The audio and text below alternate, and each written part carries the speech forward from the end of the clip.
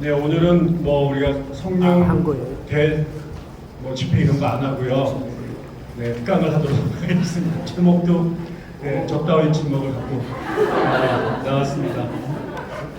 저희는 그 강사비를 아끼는 차원에서 네가 해라 해서 제가 나왔지만 저희가 사실은 그 올해 작년부터 고민을 매우 뭐 작년부터도 아니죠. 백향나무 교회가 생겨난 이래로 저희들이 고민하던 부분들을 함께 나누고 또 2023년 하나님께서 우리들이 어떤 모습의 교회로 고민하면서 가야 될지를 고민하는데 우리의 생각의 거리를 던져주는 시간이 됐으면 좋겠습니다. 이 코스가 9시까지인가요? 이렇게 되어 있는데 제가 1시간 정도 강의를 하고 혹시 질문하실 게 있으면 몇 개 질문을 받고 그다음에 가능하면 시간이 좀 남으면 20분 정도 여러분께 조별로 들은 이야기를 갖고 좀 나누는 시간을 가져서 그리고 그렇게 그 모임에서 나누고 기도하는 것으로 이렇게 모임을 정리하고 싶습니다. 그래서 문제는 제가 1시간 안에 이 강의를 끝내는 건데 여러분이 기도하실 것은 은혜를 위해 기도하는 게 아니라 저 인간이 시간 안에 끝내는 게 중요하니까 제가 어제 이런 것도 만들었습니다. 제가 이런 거 잘 안 하는데 시간 안에 끝내려고 제작품이라 형편이 없습니다. 여러분이 아시겠지만 한국 교회가 최근에 지난 한 30년 정도 벌써 됐습니다. 30년 동안 새로 생겨난 말 중에 탈교회라는 겁니다. 한국 교회가 지각 변동을 하고 있잖아요. 그리고 그 지각 변동이 몇 가지로 구분할 수 있는데 하나는 지난 130년 동안 한국 교회는 한 신자가 한 명도 없던 시절이 있었어요. 그런데 우리가 아는 것처럼 어떨 때는 뭐 통계가 하나도 정확한 건 없지만 대체적으로 800만, 1000만 명 정도 되는 교세를 갖게 됐습니다. 이게 이제 130년 동안 쌓이고 쌓인 신자의 수입니다. 그런데 이것이 지난 30년 정도부터 더 이상 늘지 않게 됐고 늘지 않은 건 둘째치고 이게 숫자가 줄어들기 시작을 한 거죠. 근데 그 줄어드는 속도가 가속도가 붙었습니다. 그래서 지금 있는 이 상태에서 계속 교인들이 빠져나가고 있고요. 그다음에 또 하나는 들어오던 사람들, 그러니까 넌 크리스찬들이 개종을 해서 개신교인들이 되었는데 더 이상 넌 크리스찬들이 개종을 해서 기독교인이 개신교인이 되는 이 퍼센테이지는 뭐 아무도 알지 모르겠습니다만은 1%가 되지 않습니다. 그러니까 우리 교회만 하더라도 우리 교회가 지난 7년 동안 처음 믿어서 세례를 준 사람이 3명입니다. 그 3명은 다 교회 안 나옵니다. 여러분 아시죠? 참 어렵습니다. 우리가 여러 가지 우리의 한계이기도 하고 아픔이기도 한데 아무튼 저희 교회는 뭐 설립 초기부터 성격상 혹은 목회 지향적 측면이 넌 크리스찬들을 전도해서 개종하는 데 있지는 않아요. 그거는 다른 교회들이 참 잘하는 것 같습니다만 그럼에도 불구하고 평균을 내면 더 이상 한국 교회는 안 믿는 사람들이 교회를 찾아 들어오는 이런 시대는 거의 끝났습니다. 그리고 또 하나는 있는 사람들이 빠져나가는 것은 그거보다 훨씬 더 빠른 속도로 되고 있다는 거죠. 좀 이따 제가 통계를 다 보여주겠습니다만 그래서 들어오지는 않고 나가는 사람은 많고 그 다음에 또 하나는 세대가 물림에서 왔거든요. 여기도 모태신앙들 많으시잖아요. 부모님이 2대, 3대 믿으신 분들이 많고 우리 자녀들도 아이들이 교회를 다니지만 문제는 예전에는 아이들이 많이 낳았단 말이죠. 그래서 교회의 어른 숫자와 주일학교 숫자가 거의 비슷했고요. 그 사람들이 대부분 주일학교에서 중고등부가 되고 청년이 되고 장년이 돼서 교회를 이끌어 갔단 말이죠. 그래서 아버지가 장로님이었는데 아들이 장로가 되고 손자가 장로되는 게 굉장히 당연한 일이고 가문의 영광이기도 했는데 이제 아버지까지 교회 다니고 애들과 손자들은 교회를 안 다니는 시대가 될 뿐만 아니라 거기에 이제 아이들이 안 태어나는 거죠. 아이들이 안 태어나니까 인구 수명은 점점점 늘어나서 옛날부터 믿던 분들은 잘 믿으십니다. 그리고 우리가 알겠지만은 나이가 들수록 더 잘 믿게 되죠. 그분의 나라가 가까워질수록 이게 시한부 종말이고 잘 믿을 수밖에 없어요. 그거는 여러 가지 의미가 있겠죠. 인생에 대한 고민도 있고 종교적 성찰이 깊어지기도 하고 그래서 안 믿는 사람들은 일찍이 떠나갔지만 일정한 나이가 될 때까지 예수를 믿었으면 그 관성이 혹은 그 탄력이 끝까지 갈 확률이 매우 높습니다.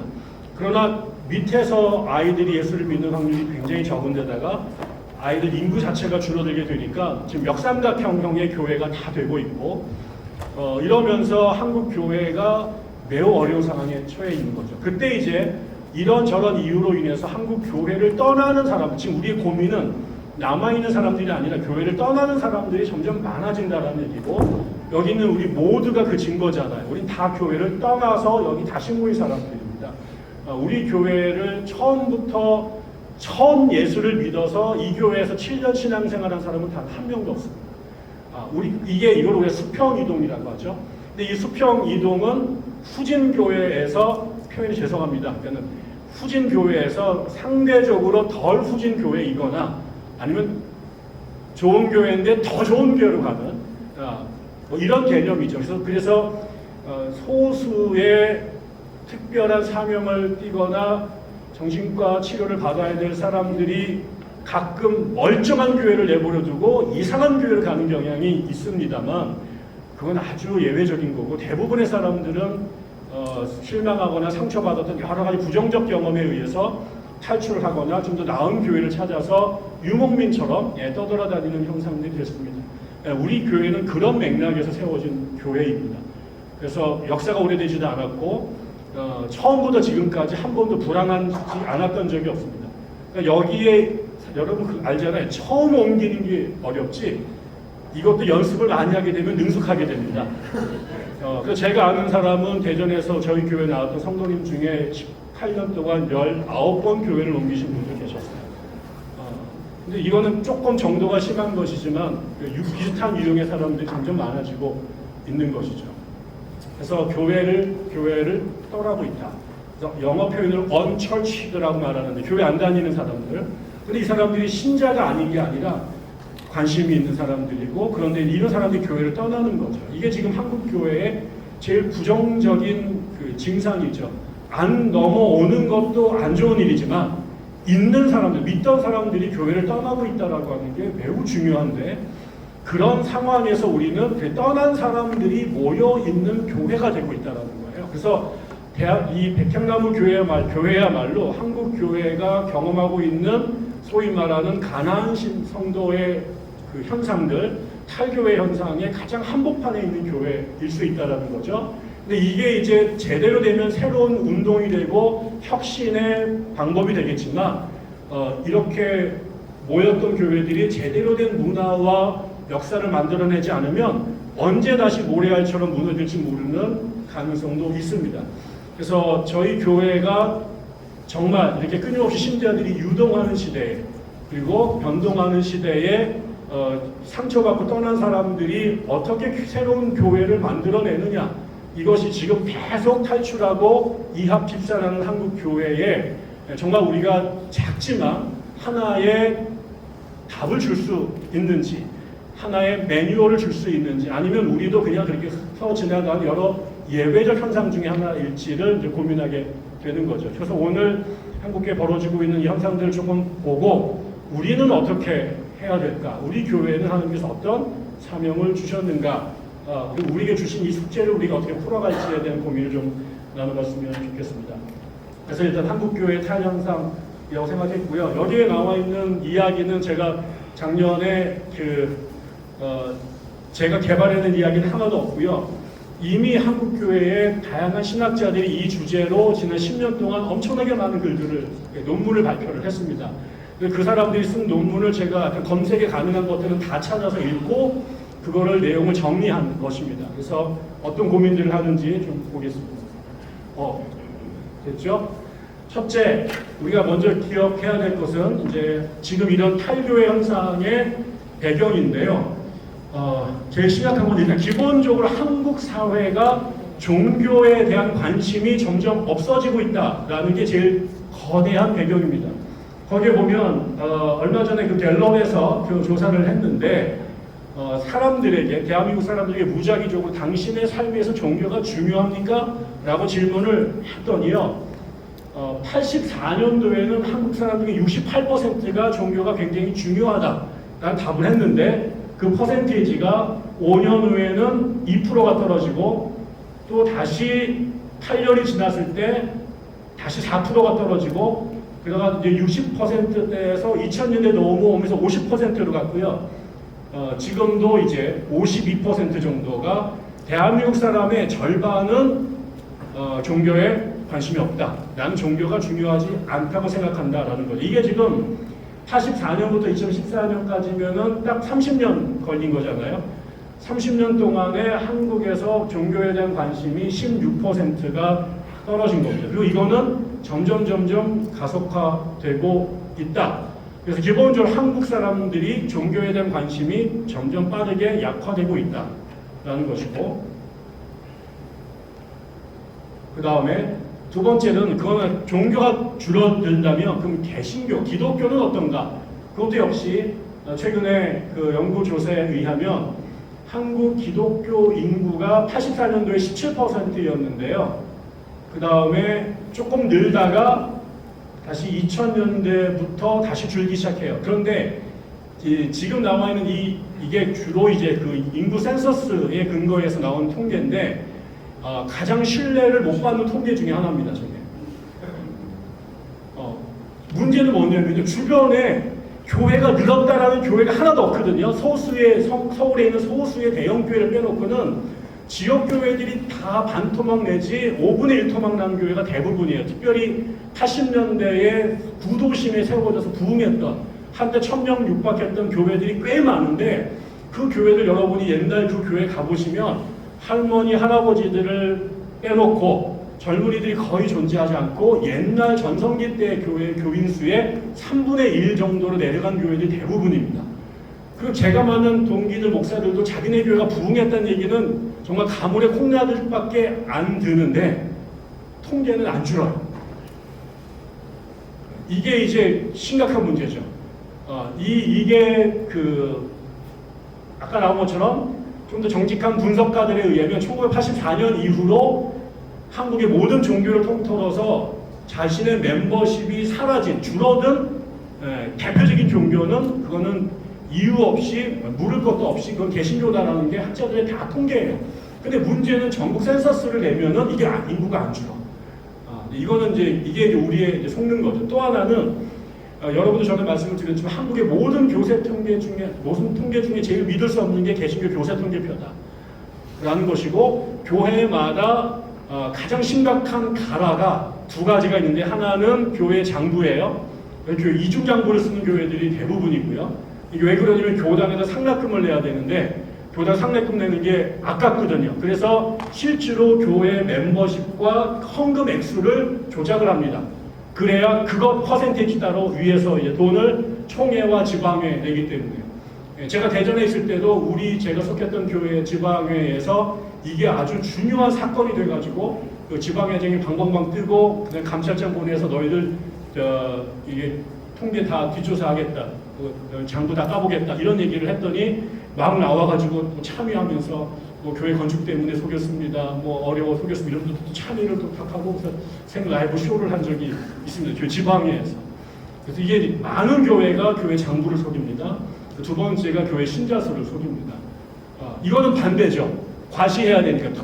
돈을 내는 거는 줄여야지 세금을 덜 내니까 이거는 깎고 밖에 나가서 우리 교회 멤버십이 10,000명이야, 1000명이야, 100명이야 이거는 이제 뻥튀기를 줄이는 거예요. 그래서 제가 전에 말씀을 드렸지만 들어간 사람들 숫자는 다 세지만 나간 사람들은 안 빼는 거죠. 그래서 지금 있는 교회는 축적된 숫자지 실제로 교회에 나오는 사람들 숫자하고는 상관이 없는 경우가 많다라는 거죠. 그래서 이런 식으로 만약에 각 교단이 그 위에다가 국가에다가 교단별로 올렸던 지방회가 혹은 개교회가 다 이렇게 보고를 하거든요. 매년마다 우리는 몇 명이 신자가 다니고 헌금은 얼마입니다를 노회나 지방회에 제출하게 돼 있고 그게 또 총회로 올라가고 나중에 그게 이제 이런 국가 차원에서의 통계로 잡히는 건데 교회에서부터 다 이게 그 장부를 잘못 쓴 것들이 모아 있으니까요. 최근에 제가 그 일본 자료를 봤더니 일본은 신자들이 기본적으로 다 불교 신자입니다. 그 다음에 자기가 거기다가 신도 신자라든가 아니면은 기독교 신자라고 말한다는 거예요. 그래서 그걸 다 모았더니 인구의 1.5배가 나왔어요. 기독교 그 전체 종교 인구 숫자가. 그러니까 이게 다 듀얼 멤버십을 갖고 있는 사람이 많은 거죠. 아무튼 그런 의미에서 개신교 숫자도 다른 종교와 그러니까 개신교가 줄어드는 것도 문제인데 다른 종교들보다 훨씬 빠른 속도로 많은 사람들이 빠져나가고 있다는 게 진단이고, 그 다음에 물어봤어요.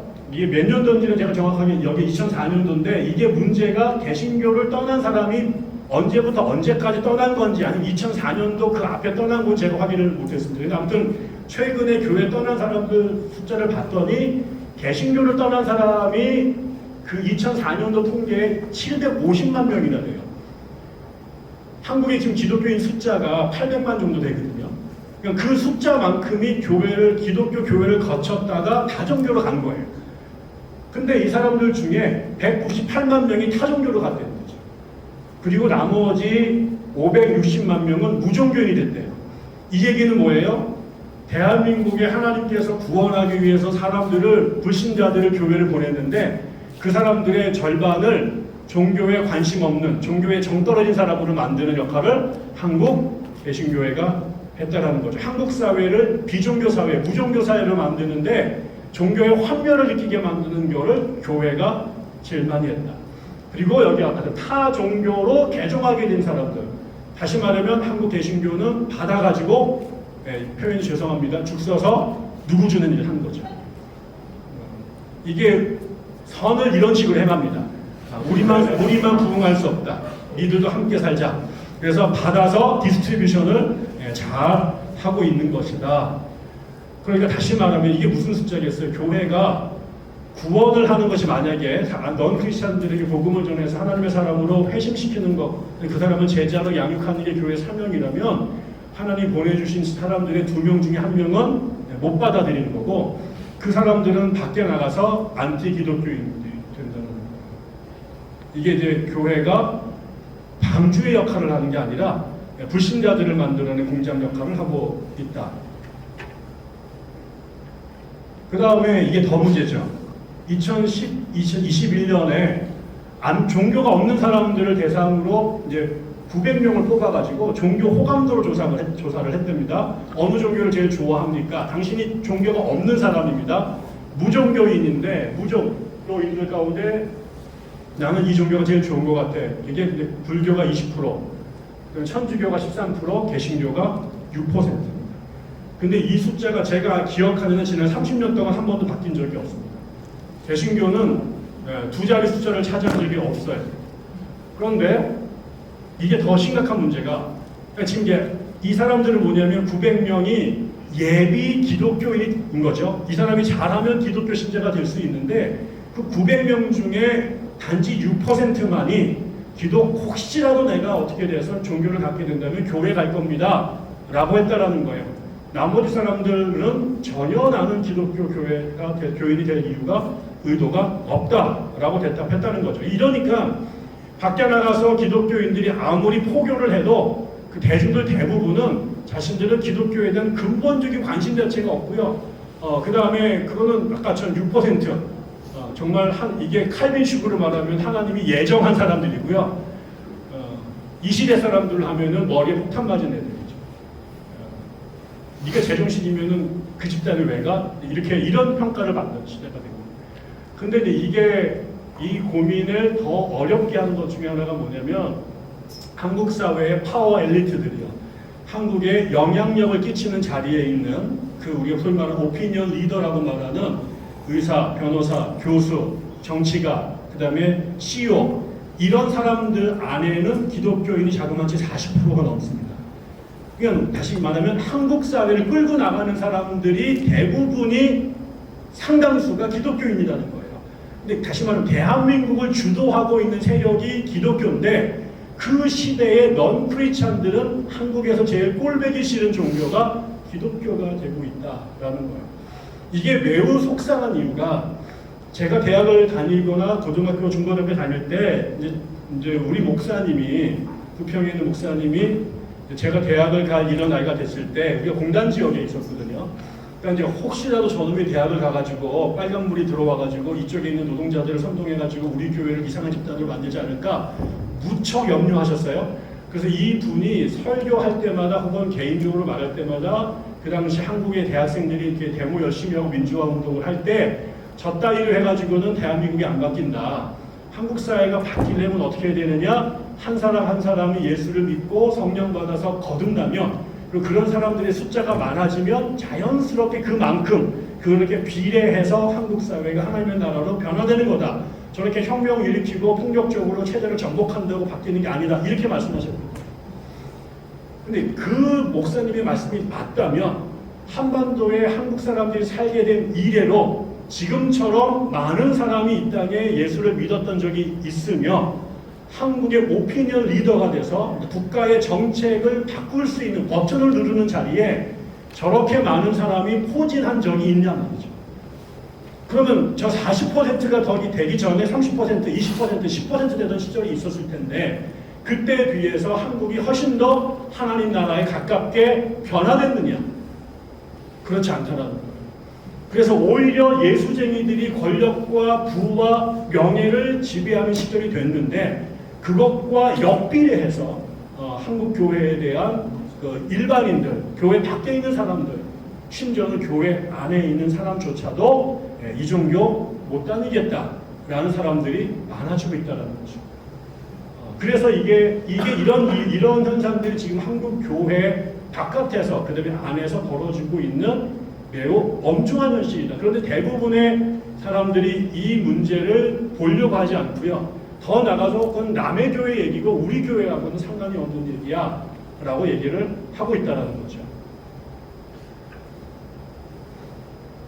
이런 배경 속에서 지금 실제적으로 한국 교회에 어떤 일이 벌어지고 있냐면 첫 번째, 가나안 성도가 증가하고 있다. 뭐 우리 교인들 중에 가나안 성도의 개념을 모르시는 분은 나가주세요. 가나안 성도는 아는 것처럼 거꾸로 하면은 안 나가라는 뜻이잖아요. 교회를 안 다닌 사람이에요. 원래 이 말은 60년대가 70년대 한석환 선생이 썼던 말이에요. 그 당시에는 나라가 박정희 독재 체제였는데 기독교 젊은이들이 온통 교회 안에 처박혀서 세상이 저 모양이 되도록 아무런 관심도 참여도 안 할 때 왜 요즘 애들은 안 나가? 이렇게 말한 거예요. 그게 이제 그러면서 그걸 이제 비꼬셔서 그런 사람들을 가나안 성도라고 불렀어요. 시대가 이 모양인데도 침묵하면서 지들끼리 모여서 박수치고 있는 그 사회적으로 역사적으로 무책임한 무감각한 친구들을 이제 한석환 선생님이 비판하시면서 쓴 말인데, 근데 이 말이 이제 언제부터인가 2000년대 지금부터 2000년대 초반에 부산인가 어디서부터 농담 삼아 이런 말들이 흘러다니는 것을 그 당시 양희송이라고 하는 그 청와대를 만드신 그 분이 그 얘기를 듣고, 그 다음에 지금 실천신학대학교의 정재영이나 이런 조성돈 이런 교수들이 이거를 이제 학술지에 발표를 하면서 저 가나안 성도라는 게 지금 교회를 탈출하고 있는 이런 사람들을 지칭하는 이제 보통명사가 된 거죠. 근데 이 숫자가 지금 제가 처음 한국에 돌아왔던 해에 얼마 있다가 그때 이 말이 막 나오기 시작하던 시절에 양희성 씨가 가나안 성도에 대한 책을 썼는데 그때가 지금부터 10년 전이거든요. 그때 한국에 좀 이 가나안 성도를 100만 명 정도 추산했습니다. 아무도 정확한 통계를 알 수는 없는데 대체적으로 이렇게 한 100만 명 된다고 생각했는데 그때부터 다시 10년이 지났거든요. 지금은 150만에서 200만 명 정도로 학자들이 보고 있는 거죠. 그러니까 지금 800만 정도 된다라고 하는 그 숫자 중에 적어도 아주 보수적으로 말하면 150만 명, 조금 더 넓게 생각하면 200만 명 정도는 교회를 안 나오고 있는 상태다라는 겁니다.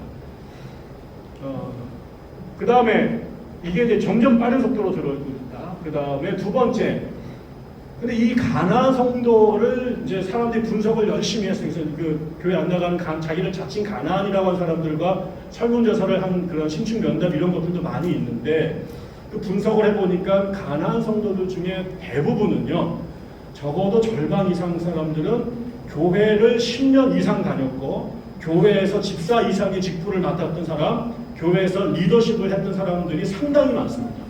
이 사람들이 교회를 떠날 때에는 그냥 열받아가지고 소주 한잔 마시고 탁 튀어나간 게 아니라 몇 년 이상 아주 심각한 고민을 했고 주변 사람들과 상담하고 담임 목사랑 면담하고 이런 과정을 겪으면서 매우 어렵게 결정한 사람이라는 거죠. 그런데 그 중에 일부는 이단으로 가거나 종교를 버린 사람들도 있지만 대다수의 가나안 성도들은 매우 진지한 그리스도인이라는 거예요.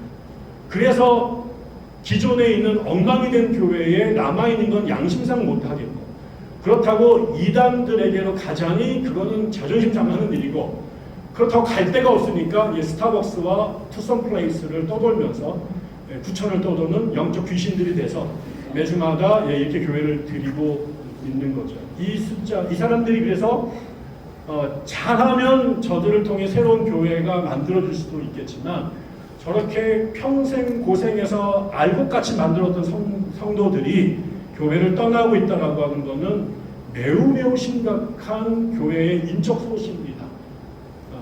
이런 생각을 하게 되는 거고요. 그 다음에 저 가나안 성도의 중심축은 누구냐? 상당수가 젊은 사람들이라는 거예요. 거기 물론 60대도 있고 70대도 계시지만 가나안 성도의 가장 많은 퍼센테이지는 20대, 30대, 그리고 그거보다 조금 낮은 게 40대, 50대입니다. 이건 아까처럼 청년들 한 명을 전도하는 게요, 지금 하늘의 별 따기보다 어려워요. 저희 아이들도 PK들이라고 말하잖아요. 목사 자식들인데 대한민국의 모든 PK는 딱 둘로 나눠집니다. 지혜비 닮아가지고 인생을 거기다 꼬라 넣는 애들이 있고, 아버지의 세습을 바라보고 신학대학교 가는 애들이 있고, 나머지들은 철저하게 냉소주의자들이 되는 아이들이 되게 많습니다. 이게 이제 고민인데, 그래서 한 청년을 아까 지금 그다음에 제가 선교단체를 물어보니까 선교단체가 우리나라 캠퍼스의 사역지가 80년대, 90년대는 넌프리찬 애들이 서울로 올라왔을 때 이 아이들을 예수 믿게 하는 최고의 선교지였고 가장 여기서 성과가 많았어요.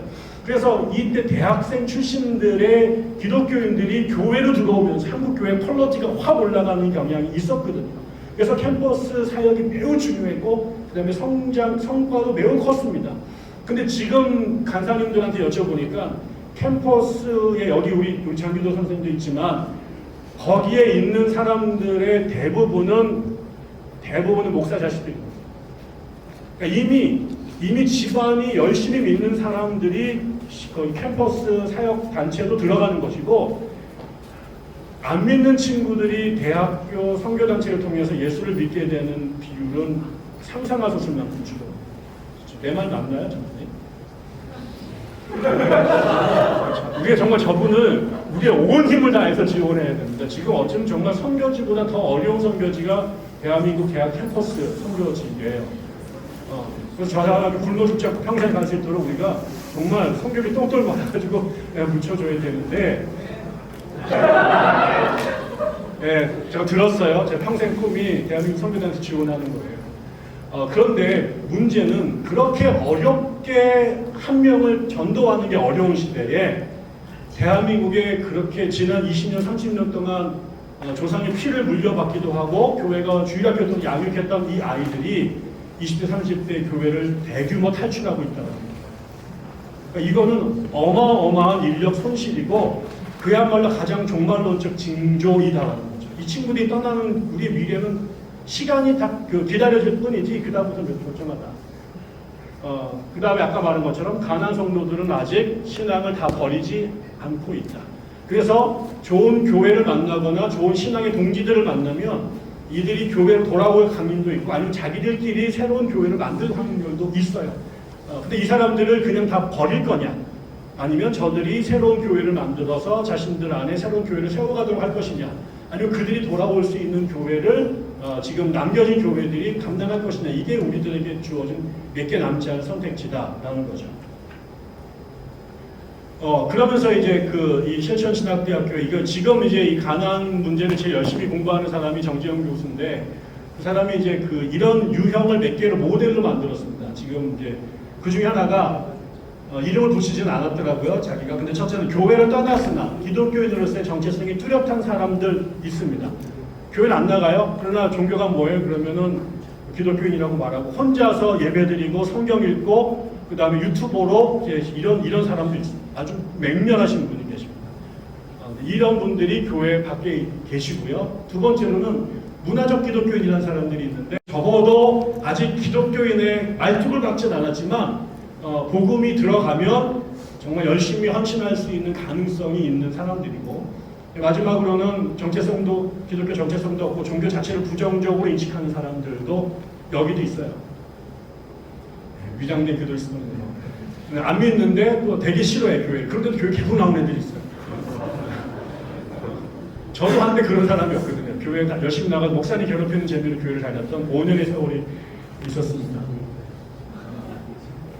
그러면서 그럼 이런 탈교의 현상을 어떻게 이해해야 될까라고 이 작자들이 고민을 했는데, 첫 번째 모든 사람이 부정할 수 없는 것은 적어도 탈교의 현상이 교회로서는 위기 상황이다라고 하는 징표다.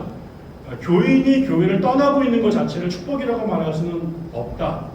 떠난 이유가 특별히 그 사람들이 이상한 사람들이거나 잘못된 사람들이 나간 게 아니라 잘 믿고 잘 다니고 싶은데 교회가 이들을 쫓아내고 있다면 이거는 교회 안에 병세가 심각하다는 증거이니 적어도 이 탈교의 현상은 교회의 위기를 반영하는 가장 구체적인 물리적 증거다. 이렇게 얘기를 하는 사람도 있는 것이고, 그러나 또 이거를 또 다르게 보는 사람도 있어요. 탈교의 현상을 꼭 나쁘게만 볼 수는 없다. 이거는 두 가지의 문제인 거죠. 하나는 교회 안에 문제가 있는데 그 전에는 권위나 혹은 가스라이팅에 의해서 문제인지도 모르고 그냥 죽치고 앉아있던 사람들이 있었는데 그들이 드디어 자각을 해서 이게 문제구나 라고 인식하고, 그 다음에 가스라이팅 당하던 그들의 세뇌된 의식을 떨쳐내고 문 밖으로 뛰어나간 거죠.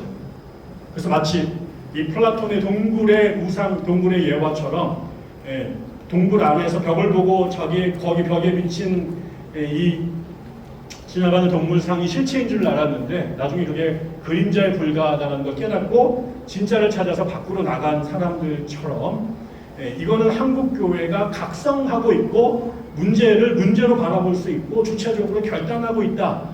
이래서 예를 들어서 이 표현이 늘 어렵습니다만 몸에 병이 들었다라는 것을 자각하지 못해서 몸이 썩는 줄도 모르고 있다가 골든타임을 놓쳐서 손도 못 쓰게 되는 것보다는 몸에 아프다라는 것을 인식하고 수술대에 몸을 올려놓을 수 있어야 살 가능성이 있는 거 아니냐. 그런 맥락에서 교인들이 뛰쳐나가고 있다라고 하는 것은 여전히 아직은 살아있는, 생각하는 기독교인들이 교회 안에 남아있다는 증거다. 그리고 두 번째, 이거는 또한 같은 맥락이지만 다른 의미인데, 지난 130년 동안 한국교회가 0명에서 1000명, 1000만 명 가까이 이렇게 숫자가 늘어나는 게 축복이고 긍정적인 증거였느냐? 오히려 그게 뻥튀기였고, 그게 최면이었고, 그게 진짜인 줄 알았던 것이고, 지금 그거는 다시 말하면 영적 비만이었다.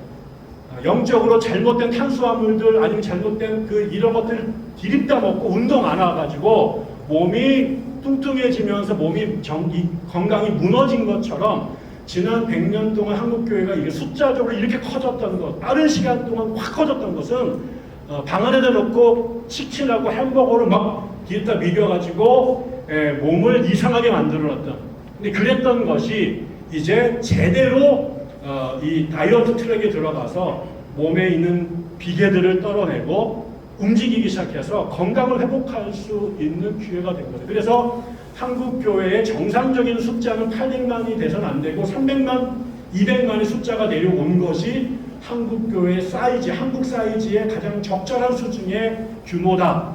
그래서 이거는 건강을 향해 돌아가고 있는 것이다. 그동안에는 영적 비만이었다. 이렇게 보는 사람도 있습니다. 그 다음에 세 번째로는 한국교 탈교의 현상은 어쩔 수 없는 현대사회에 피할 수 없는 하나의 자명한 현실이다. 다시 말하면 유럽에서 18세기 계몽주의 이후로 사람들이 과학과 그 다음에 합리적인 사유를 하기 시작하게 되면서 세상을 통제할 수 없었던 시절에 초월적인 힘을 빌려서 삶의 문제를 해결하려고 하던 사람들이 이제 과학과 기술의 발전으로 자연도 상당 부분 통제하고 질병도 예방하고 사고로부터 우리가 치유를 해내면서 문제들을 자발적으로 그러니까 인간 스스로 해결해 나가기 시작을 하게 되면서 신에게 의존했던 이런 영역들이 점점 사회에서 없어져 갔다는 거죠. 그러면서 이제 사람들이 적어도 서유럽에서 근대적 사유를 하게 됐던 근대화에 진입했던 나라들은 자연스럽게 신에게 모든 것을 맡기고 의존하던 전통적 의미의 종교로부터 이탈해서 보다 주체적이고 합리적으로 사유하고 행동하는 시대가 되면서 자연스럽게 사회는 종교사회에서 세속사회로 간 거다.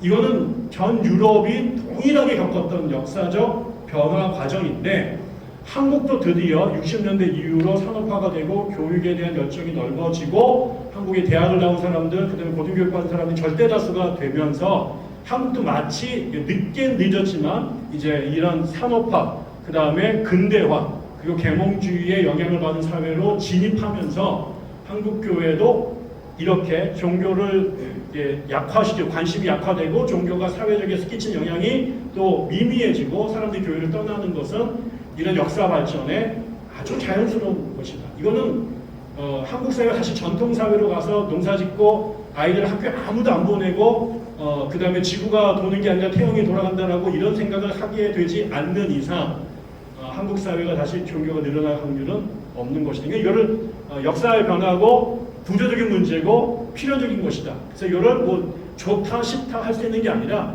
한국 사회는 그게 가버리는 것이다. 라고 이제 사회학자들 중에 이해하는 사람들이 많고요. 그 다음에 또 하나는 아까 가난한 성도들 중에는 교회 기독교 자체를 버린 게 아닌 사람들이 대부분 많다라는 거예요. 아까 좀 자기가 경험했던 아주 부정적 교회, 부정적 목회자 때문에 탈출한 것이지 그게 예수라든가 기독교라든가 종교 자체를 근원적으로 버리지 않은 것이다. 그렇기 때문에 가난한 성도라고 해서 이 사람들을 불신자라든가 아니면 배반자라든가 아니면 배교자로 규정할 수는 없다. 여전히 다시 불씨가 살아날 가능성은 갖고 있는 것이다. 라고 보는 사람도 있고요. 그 다음에 가장 많은 사람들이 이제 특별히 이 코로나 이후에 대한민국 사회 전체가 그리고 특별히 교회가 어떻게 될지 매우 귀추가 주목이 된다. 근데 이 코로나는 어떤 의미에서는 한국 사회에서 6.25를 겪고 난 이래로 한국 사회 전체가 총체적인 위기에 빠졌던 시기잖아요. 한국 교회가 언제 대박이 났냐면 6.25 이후에요. 그때 한국 전쟁 전에는 5% 미만의 기독교 신자가 전체 인구 대비 있었는데 6.25를 겪으면서 외국에서 들어왔던 구호 물자를 한국 교회가 어려웠던 사람들한테 나누어주는 역할들을 하게 되고 사회복지 운동이 그때 처음 일어나기도 하게 되고 그래서 교회가 가난한 사람, 고아라든가 과부들이라든가 아니면 상위용사들을 돕는 일들을 적극적으로 하면서 한국의 이런 소셜 웰페어 시스템 같은 게 없었던 시절에 교회가 우리를 살릴 수 있는 희망이다, 유일한 도피처다 이런 것들이 전쟁을 겪으면서 그 이후에 급속도로 교인들이 늘어납니다. 그러니까 다시 말하면 이 코로나는 그때만큼 국가적 재난 상태에 들어갔기 때문에 한국 기독교가 제대로 믿은 종교였고 내공이 있는 교회고 예수 정신을 실천하는 교회라면 코로나처럼 한국 기독교가 어둠 속에서 빛을 드러낼 수 있는 절호의 기회는 없었다라는 거예요. 근데 이때 이걸 제대로 하게 되면 아 기독교가 진짜 대박이다. 얘네들은 정말 다르구나 라고 생각할 텐데 여기에서 한국교회가 그런 역할을 못하게 되면 니들이 그동안 강대상에서 그렇게 떠들어댔던 얘기가 전부 다 구라와 뻥에 불과하다라는 거죠. 근데 우리가 알기처럼 지난 코로나가 제일 먼저 이렇게 대박이 터졌던 게 신천지였고 그 다음에 국가가 여러 가지 이유로 그런 위험성 때문에 그 대면 예배를 하지 말고 이제 온라인 예배로 전환하는 이거를 교권적 차원에서 저항하고 이거를 종교 탄압으로 종교의 자유를 물리치는 걸로 하고 나중에 그래가지고 막 이렇게 시사 토론회까지 벌일 정도로 이 국가 시책의 온갖 음모론이 돌면서 여기에 이제 가장 앞장서서 띵깡을 부렸던, 그야말로 띵깡을 부렸던 집단이 한국 개신교였다라는 거죠. 그러니까 이것이 밖에 있는 사람들한테는 우리에게 구호의 손길을 뻗치길 기대했던 그 사람들이 그 힘들어하는 사람들에게 고춧가루를 뿌리는 역할들을 하게 되고, 그거를 이제 텔레비전에까지 나와서 그다음에 뉴스에서 막 이제 떠들어대는 이 모든 것들이 야 그렇구나라가 아니라 정말 새소리 개소리다. 입만 열면 저런 사고를 하고 말하고 이런 것들이 훨씬 더 강해지면서 그렇지 않아도 꼴배기 싫고 정 떨어졌던 기독교에 대해서 완전히 확인 사살을 하는 상황이 됐다. 그래서 이 코로나가 끝나고 도대체 어떤 종교 지형도의 변동이 생길지를 아무도 예측할 수 없는데, 아무도 적어도 최소한 누구도 긍정적인 결과가 올 거다라고 말하는 사람은 단 한 명도 없습니다. 그래서 가뜩이나 이렇게 숫자가 줄어들고 사회에 대한 부정적 평가가 많아졌는데 코로나가 거기에다가 기름을 붓는 역할들을 하게 될 것이고, 그래서 개신교의 숫자는 훨씬 더 줄어들 것이다.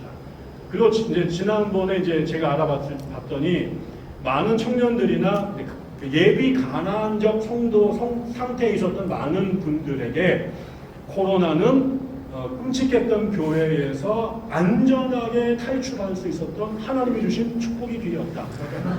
이렇게 생각하는 사람들이 무지무지 많았다는 거죠. 그래가지고 이제 교인들 신방도 하기 어렵고 관리도 하기 어려울 때 이제 앉아가지고 6개, 7개 채널을 돌리면서 하루 종일 은혜를 온갖 그 한국의 랭킹 탑 10 목사님들 설교를 들으면서 이제 그쪽 교회에 익숙해지고 그 다음에 이제 돌아가야 될 때 안 가면 끝나는 겁니다. 내가 다른 교회 등록했다. 그래서 지금 모든 교회들이 지금 이 빼앗긴 성도들을 다시 찾기 위해서 안 나오는 성도들의 재림을 위해서 어마어마한 고민과 에너지와 돈을 쏟고 있어요. 제가 이제 이번에 쭉 이렇게 그 청년들 집회를 몇 군데 갔는데 그 청년부 부목사들이 다 그런 역사와 사명을 띠고 새로 고용된 이것도 이제 아무나 안 되고 이 바닥에 이제 그 랭킹 100위 안에 드는 청년부 목회 잘하는 목사들을 대형교회가 아주 그냥 막 서로 쟁탈을 해가지고 데려와서 지금 다 죽어가는 청년부 심폐소생 해내라. 이렇게 된 거죠. 그래서 1000명, 500명, 뭐 300명, 200명 모이던 교회 청년들이 전부 다 3분의 1 토막이 났다. 그래서 이거를 이제 다시 나오게 만드는데 교회가 4월을 걸고 있다라는 거죠. 그런 형태가 지금 코로나 문제입니다.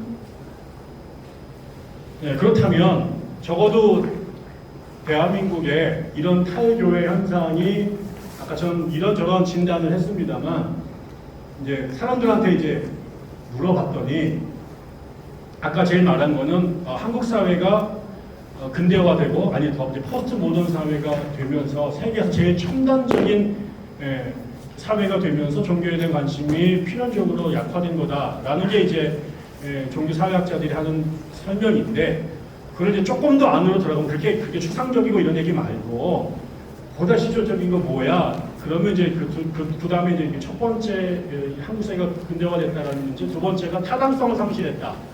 이 얘기 뭐냐면 100년 전에 한국 사회는 유교가 지배하던 500년 역사의 끝물이었잖아요. 그러니까 정도전과 이성계가 나라를 세우면서 불교인들이 지배하던 세상에 이제 주자를 끌어들여서 공자를 끌어들여서 유학자들이 다시 쓰는 세상을 만들었어요. 그게 이제 불교에 쩌들었던 많은 사람들 눈에 신돈이 왔다 갔다 하고 뭐 이런 꼴을 봤던 사람들에게는 더 이상 불교가 새로운 나라를 끌고 불교가 계속 나라를 끌고 갈 힘이 없다. 그랬을 때 정도전이 제시했던 비전이 그 시대의 그 유학자들과 신진 사대부들한테 엄청나게 가슴을 뛰게 하면서 이거로 우리가 갈아타야 된다. 그래서 옛날 불교를 버리고 유학으로 갈아탄 거예요. 그리고 그게 500년을 왔어요. 그리고 나중에는 청일척 이 병자호란, 정유호란을 겪고 난 다음에는 청나라가 명나라가 망하고 나니까 조선에 있는 학자들이 이제 중국이 망했고 이 유학의 유일한 적자는 조선이다. 그래서 자기네들이 소중화라고 말하면서 중국 사람들보다 더 공자를 숭배하면서 그 주자학에 근거해서 나라를 세우겠다라고 온갖 노력을 다했단 말이에요. 근데 그게 채 100년도 되지 않아서 서양 사람들이 유럽에서 이 아시아로 끌고 들어왔을 때 그 엄청나게 강력했던 중국이 이 영국 애들 대포 몇 대 앞에 그냥 싸워보지도 못하고 나라가 무너져 버리는 경험을 했고, 그게 인도도 마찬가지고 일본도 마찬가지였잖아요. 이러면서 우리나라에도 서양 사람들이 밀려오는데 유학 500년 믿었던 나라가 여러분 아시지만은 일본 애들이 쳐들어오는데 국가적 차원의 전쟁 한 번을 못합니다. 그리고 그냥 도장 찍어서 나라를 넘겼고요. 그 일본 애들하고 맞짱 뜬 애들은 의병이라고 하는 민중들하고 소수 유학자들이 싸움도 안 되는 작대 길고 나가가지고 일본하고 싸웠으니까. 이러면서 이 땅의 젊은 아이들이 유학이라고 하는 것으로 이 나라 더 끌고 갈 수 없다. 그때 만났던 게 선교사들을 통해 들어왔던 성경과 기독교였거든요. 그리고 거기에 포함됐던 서양의 근대 학문과 문명들이었다고. 그래서 가장 똑똑한 친구들이 이 새로운 시대를 살아가기 위해서는 더 이상 유학으로는 안 되고 기독교, 그 다음에 기독교라고 기독교 외피로 쌓던 이게 분화되지 않았던 서양 문명, 거기에 과학, 기술 이런 것들을 갖고 와야 한국이 산다 이렇게 말했고, 그 서양 문명이 한국에 들어오는 에이전트 역할을 한국 교회가 했단 말이에요. 그런데 지금 100년이 지났을 때 한국 사회에 한국에 이렇게 빠르게 변화하고 그 다음에 복잡해진 한국 사회에서 더 이상 기독교라고 하는 것이 목사가 강대상에 설교하거나 신학자들이 써내는 책이나 아니면 교회가 하는 일들이 한국의 사람들에게 더 이상 타당성, 또 다른 말로는 설득력을 갖고 있지 않다라는 거예요. 한국의 정치를 하는데 기독교인들의 어드바이스가 더 이상 의미가 없고, 한국의 산업 정책을 세우는데 목사님들의 기도가 별로 의미가 없는 것이고, 신학교 교수들이 써내는 책들이 한국의 경제나 정치나 문화를 결정하는데 어떠한 긍정적 도움도 안 된다고 생각합니다. 그러니까 오히려 쟤네들의 입을 막는 게 그나마 한국 사회가 더 긍정적으로 발전하는 데 도움이 될 거다라고 생각하는 사람들이 점점 많았다라는 거죠. 그러니까 더 이상 이 시대를 끌고 나가는 사람들이 문제 해결의 도움과 답을 교회나 신학자들이나 기독교에게 요구하지 않고 차라리 다른 곳에서 일반 신앙과 상관이 없는 세속적 과학자들이나 정치가들이 그걸 주도해 간다는 거죠. 이거의 가장 중요한 것은 생각해 보세요. 아침마당에 누가 나오냐? 법륜 스님도 나오시고 누구도 나오는데 한국 개신교가 거기에 출연했던 유일한 목회자는 장경동 목사예요. 거기서 장경동 목사님은 개그를 하고 온 것이죠. 그분이 법륜 스님에 해당되는 지혜로운 덕담이나 지혜로운 말씀을 듣는 게 아니라 저 양반 웃기네, 이런 거죠. 백분 토론에 사회적 의제가 터졌을 때 거기에 국회의원들과 학자들을 모시지만 거기에 신학자들이 가는 경우들은 없어요. 제가 아는 분은 딱 박두크 목사님 한 번만이 백분 토론에 나가가지고 그 다음날 이제 이 언덕교회가 대박이 났다. 제가 얘기 들은 적이 있는데, 이거는 한국 사람들이 더 이상 기독교가 이 시대를 끌고 나가는 적합한 사유나 대안이나 이런 거를 못 준다. 이게 우리는 그렇게 믿지만 우리 바깥에 있는 넌 크리스천들은 더 이상 그렇게 생각하지 않는 사람들이 많다. 그러니까 우리가 예수천당 불신지옥이라는 말이 너나 믿어라 되는 거죠. 나는 니네들이 원하는 거 별로 필요 없다. 그 다음에 이제 제일 많이 나왔던 거는 뭐냐면, 왜 교회 떠났습니까? 하나 아까처럼 말이 안 됩니다. 이 시대에 어떻게 교회를 다닙니까? 뭐 이런 얘기가 있지만 제일 많은 퍼센테이지는 목사님 때문에 못 다니겠다. 목사에 대한 실망 때문에.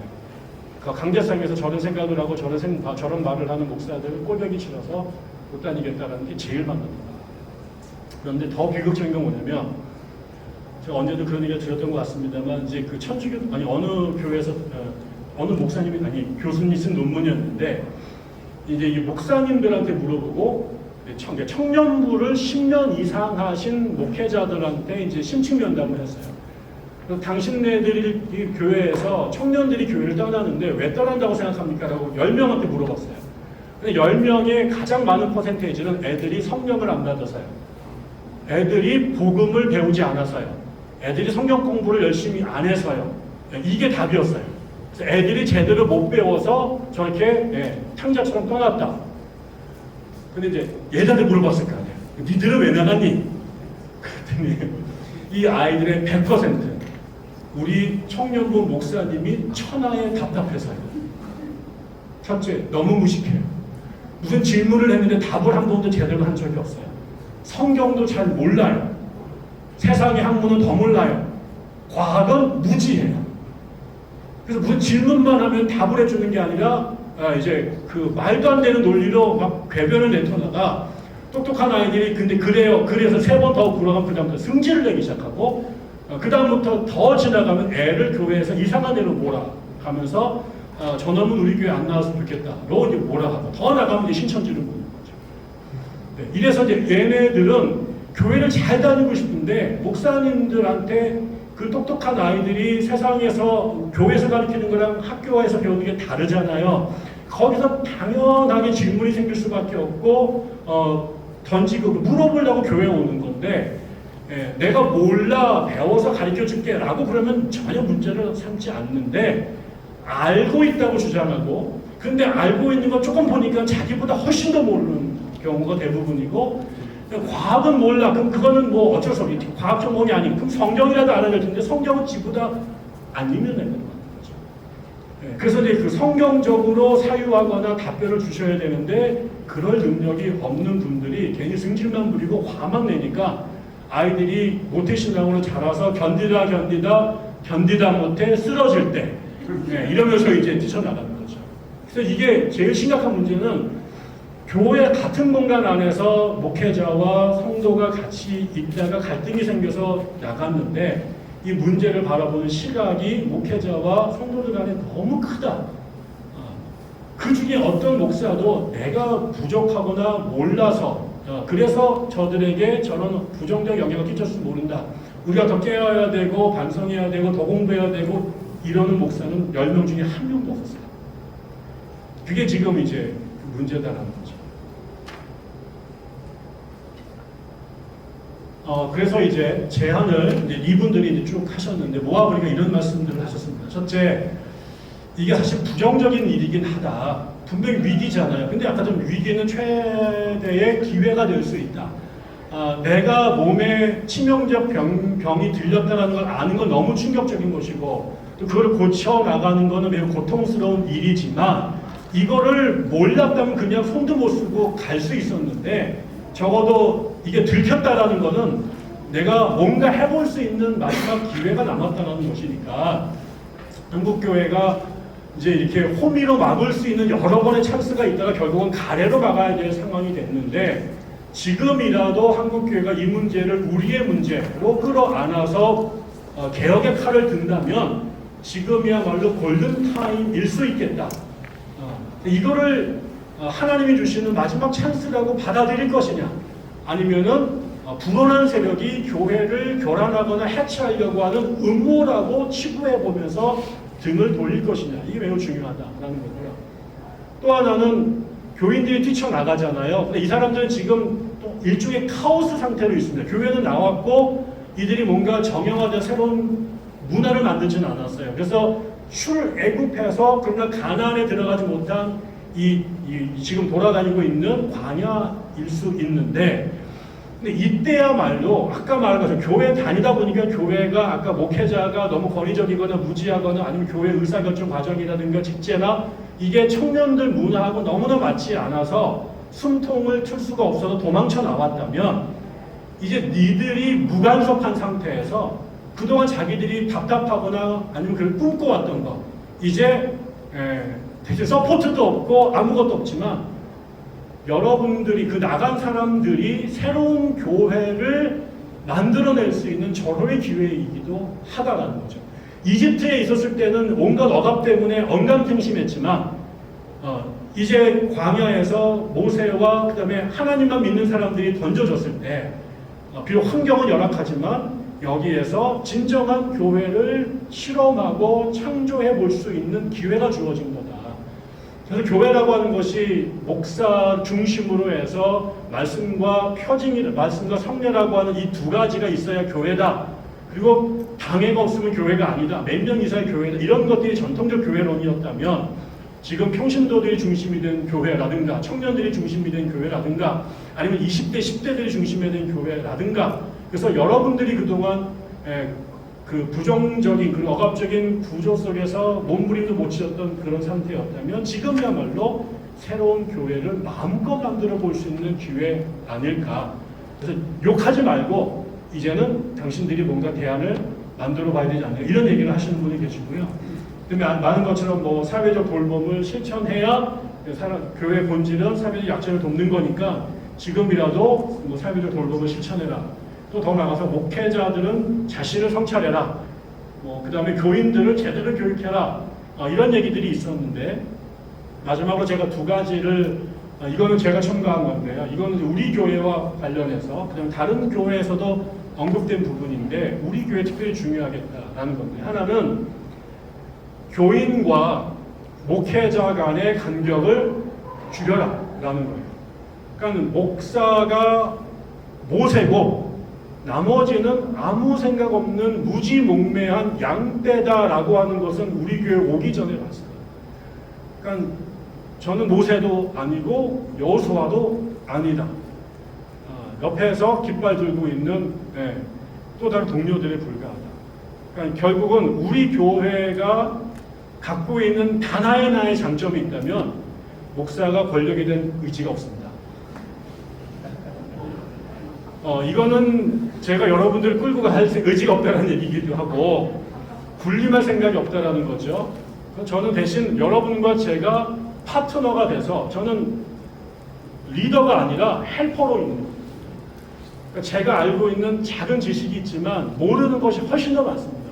여러분 다 아시지만 저는 2차 방정식도 못 풀어요. 미분적도 못 풀어요. 한국 경제학 잘 몰라요. 과학 조금 물어보면 하나도 몰라요. 2차 방정식은 푼다. 2차 방정식은 푸는데 조금 몰라요. 제가 푸는 거는 거기까지예요. 저는 뭐 칼세이건 이런 사람들 몰라요. 그 다음에 우리가 우주가 선생님 하시는 얘기 하나도 못 알아들어요. 제가 알 수 있는 건 아주 지극히 작은 것만 알죠. 그 대신 여러분과 저 사이에 있는 영적이든 그게 지적이든 아니면은 정치적이든 간의 간격을 줄이자.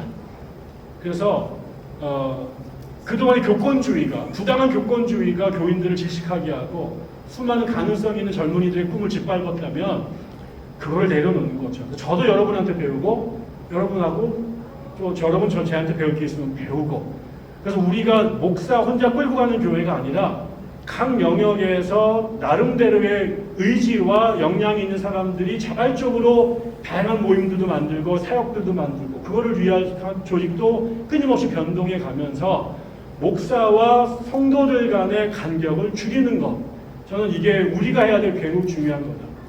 그럼에도 불구하고 우리 안에 타성이 있어요. 어떤 분들은 매우 왼쪽으로 가서 목사 계속 입 좀 다물고 너는 좀 가만히 있고 우리가 좀 더 많이 얘기해줘 이런 분도 있지만 또 어떤 분들은 또 다른 타성이 돼서 목사님이 다 해주세요. 목사님 계신데 목사님 이런 사람들도 있어요. 이 둘 다가 우리 안에 있는 극입니다. N극과 S. 그럼에도 불구하고 우리가 분명한 거는 뭐 제가 권력을 놓는다고 해서 여러분이 저를 짓밟거나 저를 개취급하거나 이러지는 않을 거잖아요. 그러니까 존중과 숭배는 다른 거죠. 존중과 숭배는 다른 거예요. 저도 여러분 존중하지만 그래서 제가 할 거는 여러분의 퀄리티들을 계속 올리도록 온갖 짓을 하는 것입니다. 제가 어제도 선언했지만 우리가 땅을 파서라도 여러분들을 기우고 양육해서 성장시킬 수 있다면 제가 지구 끝에 가가지고 감사 다 드리고 오겠다. 우리 교회가 뭐 제가 나가면 밖에 나가가지고 알바를 내가 수통 뛰더라도 배우고 가르쳐야 될 거면 거기에 그것 때문에 돈을 아끼거나 하진 않겠다. 우리가 가만히 있고 밖에 나가서 예배를 드리는 것이 멀쩡한 교회를 만들어 놓고 신자들 멍청하게 만드는 것보다 훨씬 더 중요하다고 생각합니다. 이게 첫째 우리가 해야 될 거다. 그럼 어떻게 할 거냐? 여러분이 고민하셔야 될 것은 바로 그런 거예요. 목사를 무시하고 쫓아내서 평신도들이 지배하는 교회 전 동의하지 않아요. 그거는 평신도가 지배하는 교회는 없어요. 그건 우린 다 평신도예요. 대신 거기 안에 펑션으로 나누는 거예요. 누가 더 배운 애들이 이거 하는 거고 역할을 나누는 거지 그게 계급도 아니고 권세도 아니에요. 그런 의미에서 우리 모두가 제사장이고 그 다음에 능력 있는 사람이 자율적으로 창조적으로 우리 교회 문화를 만들어가는 거, 그게 너무너무 중요하다. 두 번째, 청년과 장년 간에 소통할 수 있어야 된다라는 거예요. 대한민국에 제가 생각하건대 거의 전무후무한 우리 교회 특징은 청년과 장년이 거의 이제 5.5대 4.5까지 왔어요.